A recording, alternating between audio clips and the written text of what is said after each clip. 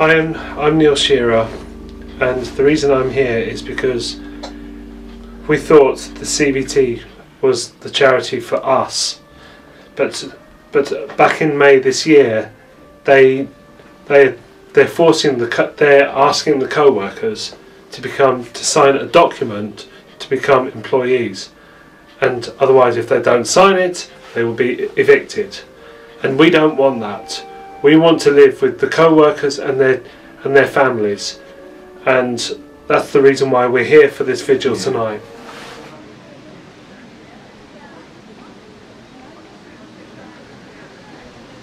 My name is Alan Hobson. I live in Botton village with Neil, with Cinda, and a lot of other people.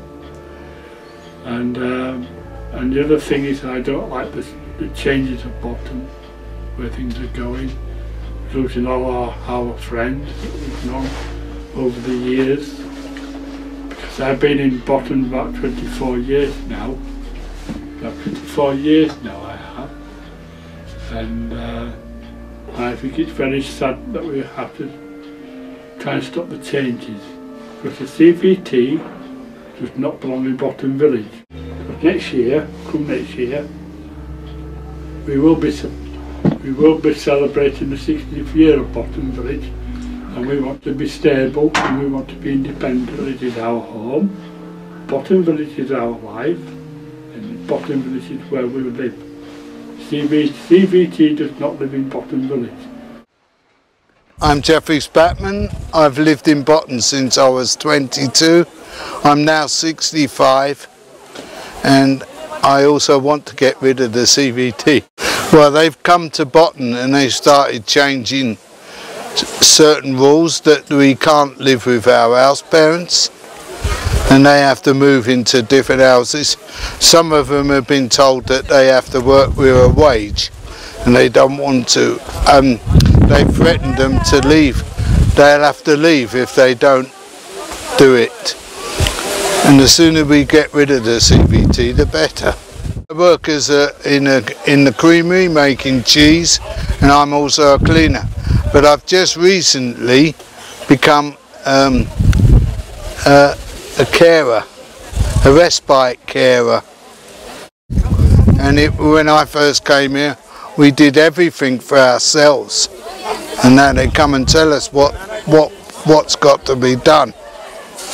And if we don't do it, they threaten the co-workers and they have to leave. Some of them have already left Botton. Yes, I'm Michael Hazelton, the Vicar of Danby, and Botton of course is part of the parish of Danby. So quite a few of the residents come to the church on a Sunday, and also I do a little bit of voluntary work at Botton once a week. And I've come to know Botton as a very special and unique place. I've never known anywhere quite like it. It's hard to define, but the atmosphere is created, I think, by the special ethos of Botton, which is one of voluntary contribution by the co-workers, and everyone has a role to play. Everyone has something to contribute. There aren't sort of passive people on one side and active on the other, givers and receivers. Everyone has something to do, everyone has something to contribute, and there's a sort of feeling there of I think, a peace, of happiness really, and I find it quite a moving place, and it does much more for me going there than I can ever do for Botton.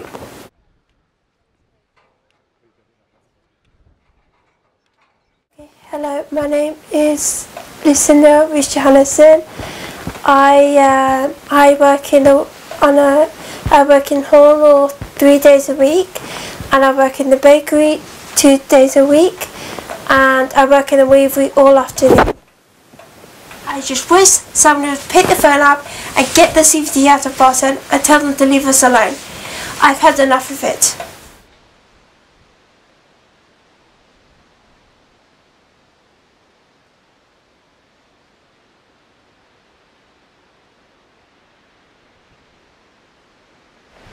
We must eradicate from our souls all fear and terror of what comes towards us out of the future.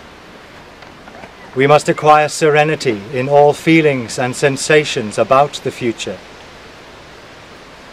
We must look forward with absolute equanimity to everything that may come.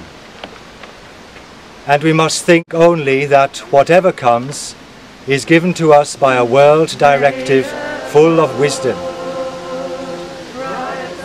It is part of what we must learn in this age, namely to live out of pure trust, without any security in existence.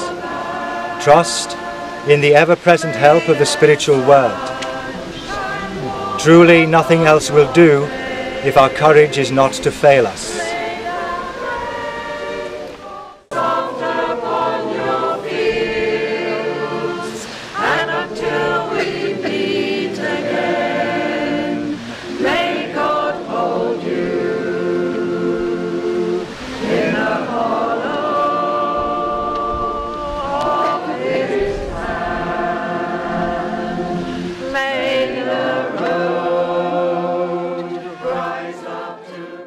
My name is Jackie Rees Johannesson, and we have one of our children, our daughter, is a villager at Botton village, Danby.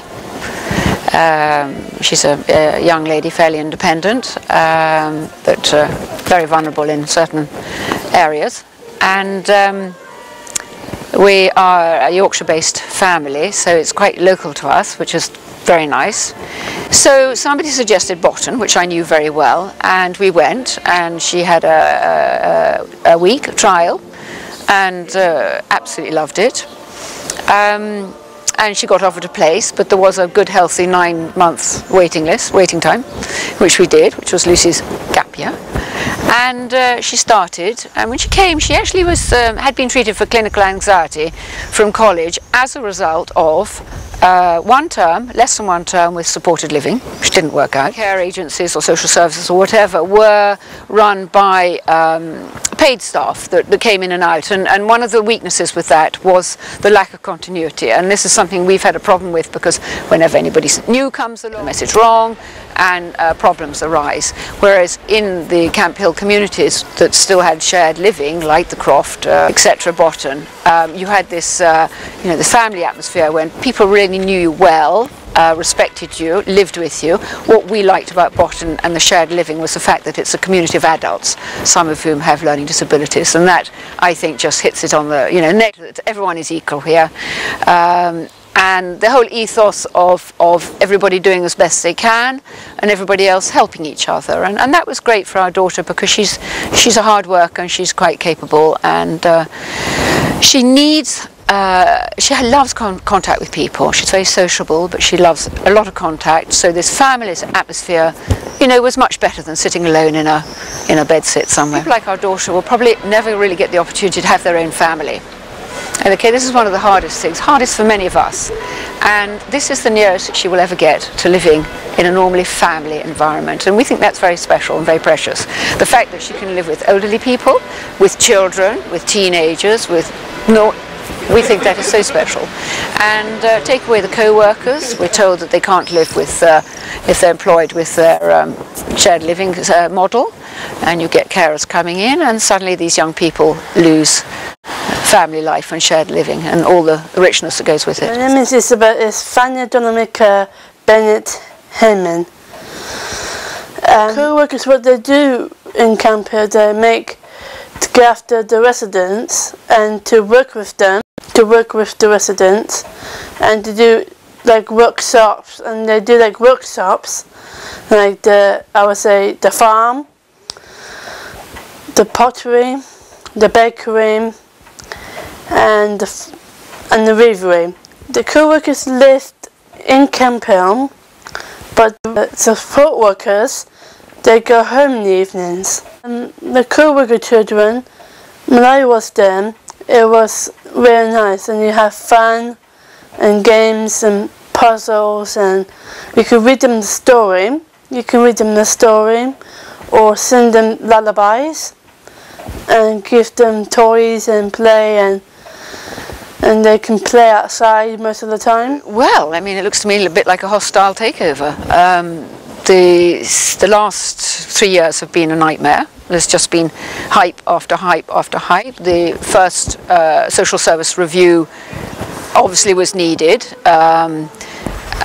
I think most of us accept and acknowledge that there were sort of, that there was paperwork that wasn't being done and they had to be compliant.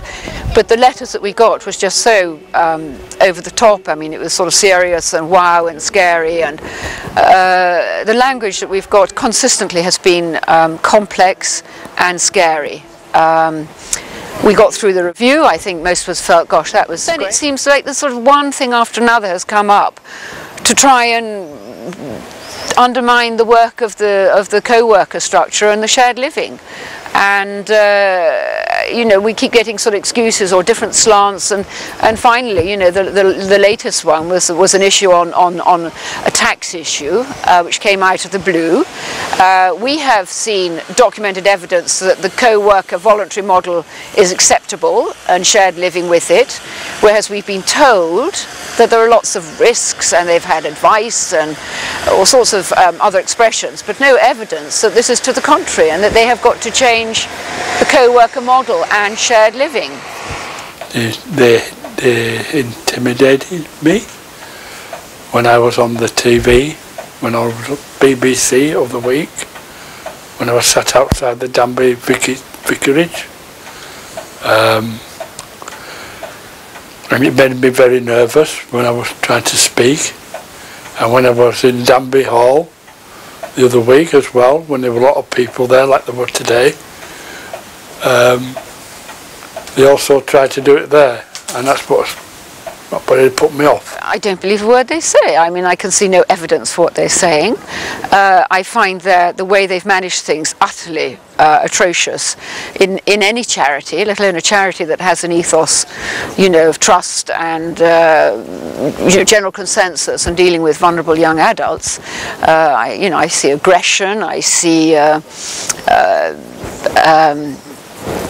sort of freedom of speech restricted, both amongst co-workers and villagers. I'm going to get a lawyer to protect me from what I've been saying,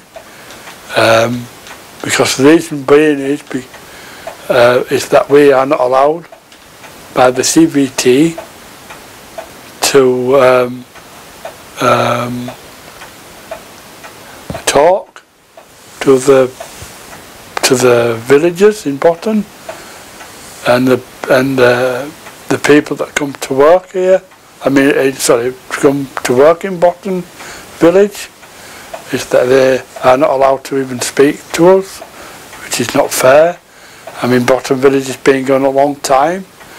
It's nearly 60 years now. It's Botton village, and it's quite an old village. But the thing is, Botton village is a good home.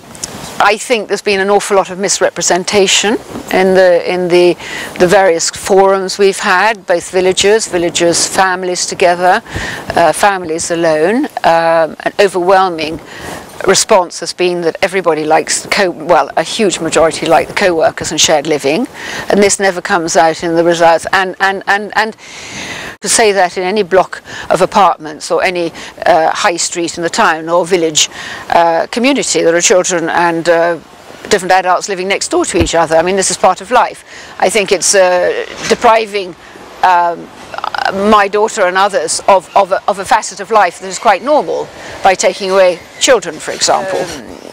As far as I understand from the Mental Capacity Act, decisions that are difficult to make alone should be done within a best interest meeting, and your decision on how you live is probably the biggest decision in your life, and this has not been tackled with best interest meetings. We weren't informed of these changes before they were basically decided upon. They made their decisions, they're going to start carrying them out, and they've said they will support villagers individually after the fact. And by the way, if anybody wants a best interest meeting, we can do that too. That was in the last Botton manager's operational plan. I don't think it's good enough. It sounds very inadequate to me, and I have an issue with it.